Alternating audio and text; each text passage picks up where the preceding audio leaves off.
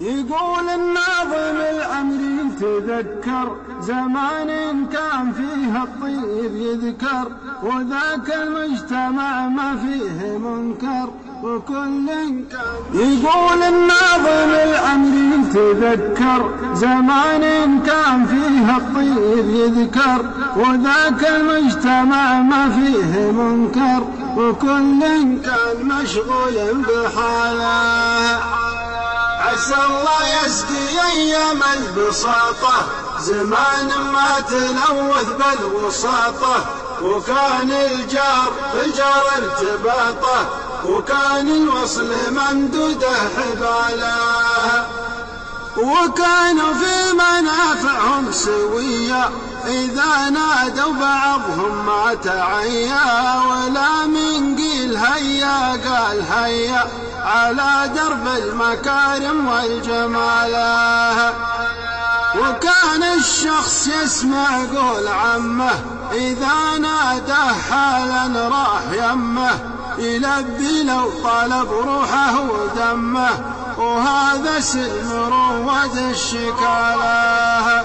عسى الله يسقي أيام البساطة زمان ما تلوث بالوساطة، وكان الجار بالجار ارتباطه، وكان الوصل ممدوده حباله. نهار العيد يلتم الجماعة على ضحك وسواليف وطاعة، وزاروا بعضهم في نصف ساعة ولو ما يشربون إلا بياله. وكان الغيث ينزل كل ليلة نرى المطلع لنا سلسلة، وصارت الأرض الخضرة جميلة وشكل العشب من شافه سعاله. عسى الله يسقي أيام البساطة زمان ما تلوث بالوساطة، وكان الجار بالجار ارتباطه، وكان الوصل ممدوده حباله. وهذه كانت أهوال القدامى إذا استسقوها طلوا بلا الغمامة، عليهم يا عرب مني سلامة عدد من يذكر الله بابتهاله.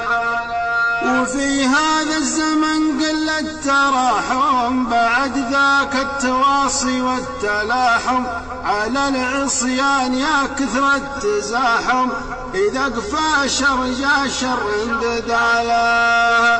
عسى الله يسقي أيام البساطة زمان ما تلوث بالوساطة، وكان الجار بالجار ارتباطه، وكان الوصل ممدوده حباله.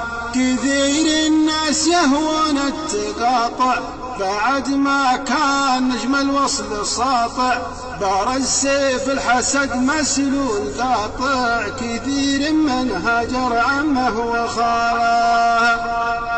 ويا كم واحد يحسد قريبه على شانه تغانى يا مصيبه، ما وده اخوه يتهنى نصيبه تشوفه ينتظر ساعة زواله.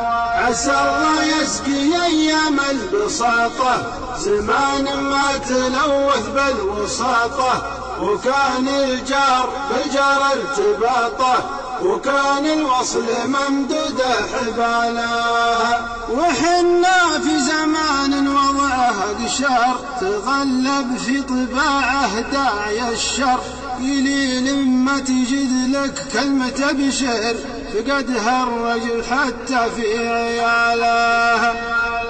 نصلي في السنة 20 مرة للاستسقاء ولا هل قطرة، بلانا من معاصي مستمرة ترد الخير عنا بأي حاله.